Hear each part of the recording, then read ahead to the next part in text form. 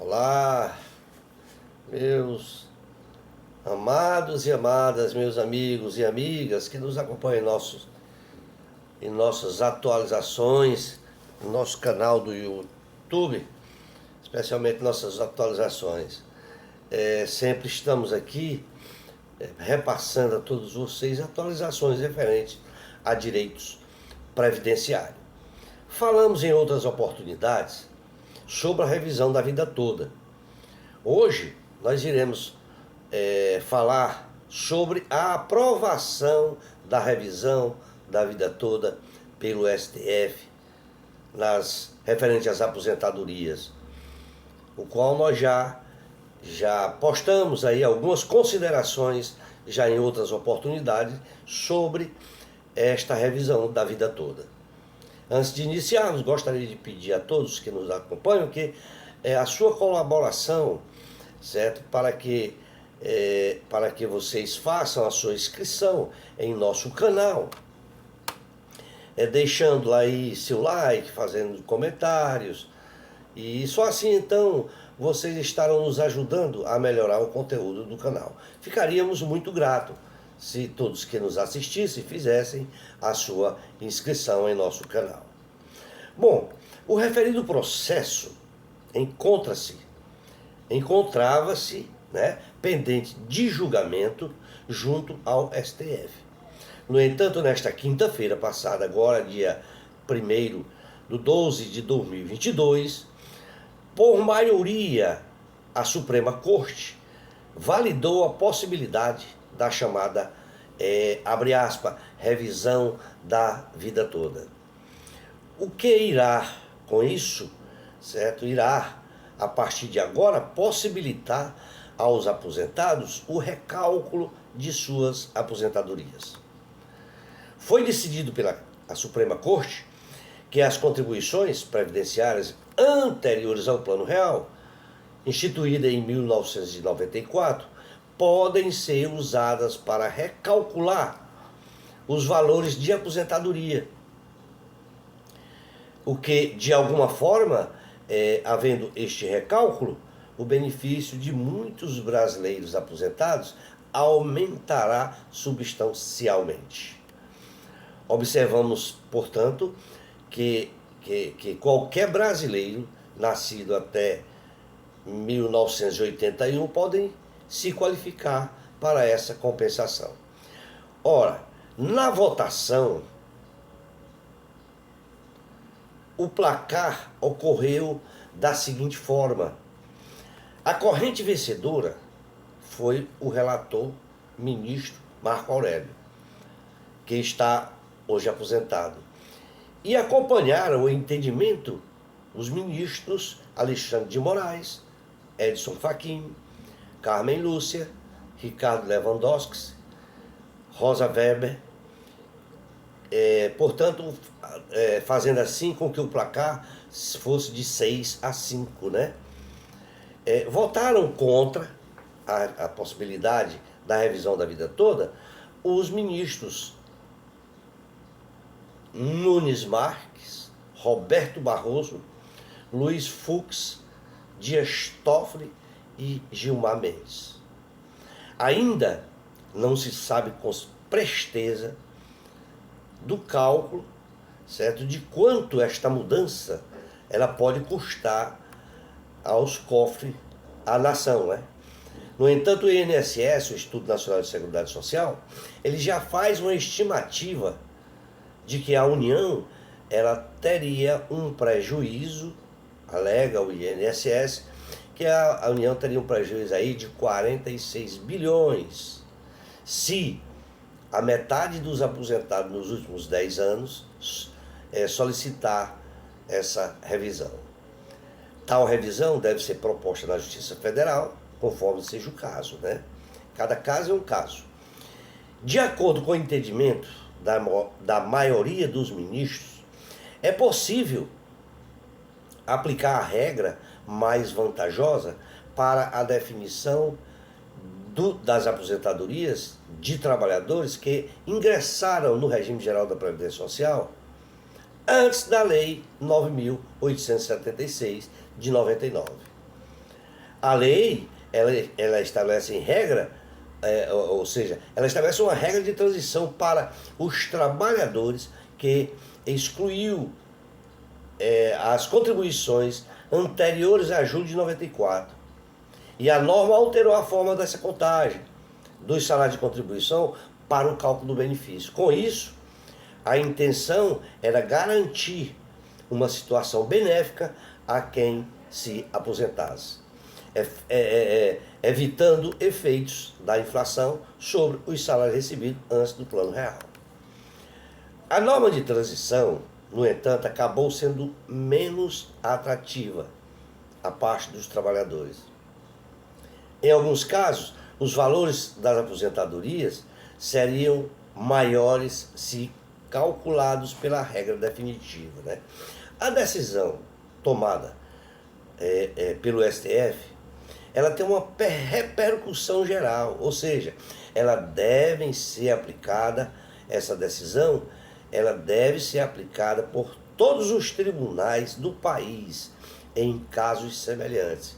E tem a seguinte tese fixada, abre aspas, o segurado que implementou as condições para o benefício previdenciário após a vigência da Lei 9.876 de 99 e antes da vigência das novas regras constitucionais introduzidas pela Emenda Constitucional 103 de 2019, tem o direito de optar pela regra definitiva, caso esta lhe seja mais vantajosa. Fecha aspas.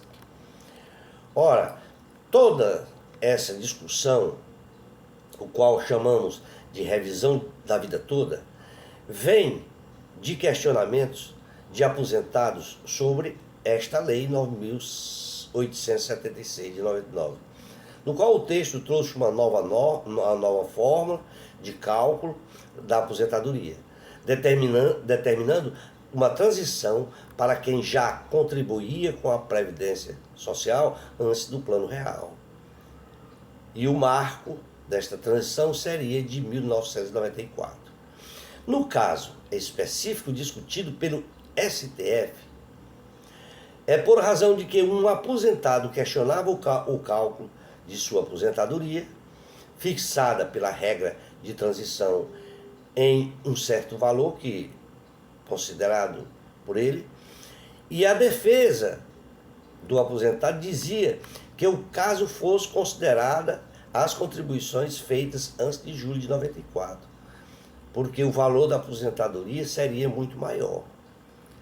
Esta tese, ela determina que o cálculo da aposentadoria, ela poderá considerar todas as contribuições feitas pelo trabalhador, inclusive aquelas anteriores ao Plano Real, caso essa opção seja mais benéfica ao aposentado.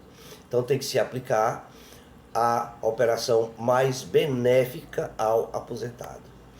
Devemos observar então que a regra não alcança aposentado que recebeu o seu primeiro pagamento de benefício há mais de 10 anos, em razão da decadência, certo? Aquela decadência decenal. Ou seja, quem já recebe a aposentadoria há mais de uma década, por meio da base de cálculo da regra de transição, se ele recebe por esta regra de transição, não poderá mais pedir uma revisão. O aposentado, beneficiado pela regra instituída pela reforma da Previdência de 2019, também não pode solicitar revisão, uma vez que ele recebe valores a partir das novas regras. Tá? Segundo informações de renomados juristas previdenciaristas, a revisão ela é voltada para quem contribuía com a Previdência antes do Plano Real e passou pela regra de transição, cujo marco foi julho de 94, e os mais afetados seriam trabalhadores que recebiam salários maiores e que viram sua remuneração diminuir até o marco da implantação do Plano Real. Já quem começou a contribuir com a Previdência após julho de 94 não é afetado, segundo estes especialistas. Uma regra, segundo esses especialistas também, eles, abre aspas, ele diz o seguinte: uma regra de transição jamais pode ser mais desfavorável que a regra permanente. Isto vai de acordo com a decisão do próprio STF na aplicação do melhor benefício. Fecha aspas. Não há um cálculo exato de quanto a mudança fixada pelo STF poderá custar aos cofres públicos. Não existe isso. Em voto contra a revisão da vida toda, o ministro Nunes Marques, ele citou aí os 46 bilhões informado pelo o INSS até o ano 2029, segundo dados informados pelo próprio INSS, né? No entanto, esses números questionados por renomados previdenciaristas. Inclusive, o grande previdenciarista Baldari, que diz o seguinte, abre aspas, o INSS coloca que os anos que mais teriam gastos seria 2009, 2010 e 2011. Mas há um prazo decadencial, a partir dos 10 anos em que o aposentado recebe o benefício. Ele não pode pedir revisão. Fecha aspas. O próprio advogado, ele ressalta ainda, certo, que a revisão ela deverá ser feita caso a caso, mediante um cálculo prévio e alerta os aposentados a tomarem cuidado com promessas de decisões a partir da decisão do Supremo, né? Tem que ter muito cuidado. A revisão não é generalizada, e sim, ela deve ser aplicada caso a caso, tá? Declarou e é o que é mais convincente, né? No julgamento e em análise do caso lá no plenário do STF, começou lá na quarta-feira e só foi decidido na quinta, certo? Com a manifestação de partes e de entidades, das partes, de entidades que acompanharam o processo, o próprio Procurador-Geral da República, Augusto Aras, ele se manifestou favoravelmente à revisão da vida toda. O único a votar na quarta-feira foi o ministro Nunes Marques, foi o último, contrário à revisão. Esse magistrado ele destacou em seu voto o impacto financeiro de uma decisão favorável aos aposentados. Para o ministro, a regra de transição que estabelece o início do período de cálculo dos benefícios previdenciários em julho de 94 é compatível com a Constituição. Nesta quinta-feira, dia 1º, né, votaram os demais ministros, né? Bom, se bem observarmos, todo caso ele começou a ser julgado no plenário virtual do STF ainda lá em 2021. Houve pedido de vista, mais tempo para análise do ministro Alexandre de Moraes, onde havia paralisado o julgamento. Desculpem. O tema ele voltou à tona a ser analisado, né, pela Corte em março deste ano, 2022. Também já no plenário virtual. Todos os ministros já haviam votado e havia sido formada uma maioria de 6-5 a favor da revisão da vida toda. Isso dando um entendimento favorável aos aposentados, né?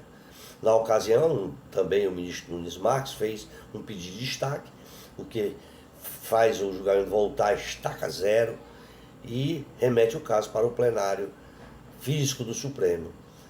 Lá no plenário virtual, os ministros depositaram seus votos no sistema eletrônico da Corte e houve debate, né? Destaca-se que o pedido de destaque do ministro Nunes Marques foi feito às vésperas da conclusão do julgamento no plenário virtual em 8 de março. E por ser incomum, a manobra, aliás, poderia alterar o resultado do julgamento e beneficiar a posição do próprio ministro Nunes Marques. O voto do ministro Marco Aurélio poderia, antes de se aposentar em 2021, ele seria destacado, porque o caso seria reiniciado no plenário físico. No entanto, nessa situação, caberia também o ministro André Mendonça, indicado pelo presidente Jair Bolsonaro, votar no lugar de Marco Aurélio. O ministro aposentado era favorável à revisão da vida toda.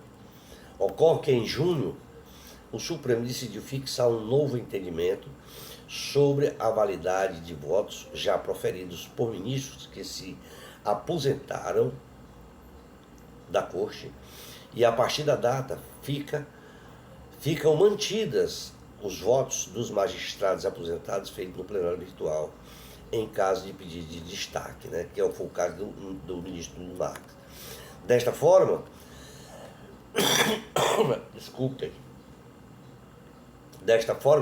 só o voto do Marco Aurélio ficou preservado e André Mendonça não votou. Tá?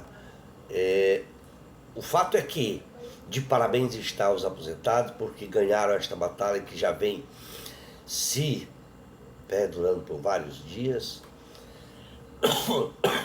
Desculpem. E eu fico aqui feliz em dar esta notícia boa a todos vocês. Tá? Vamos ficar por aqui.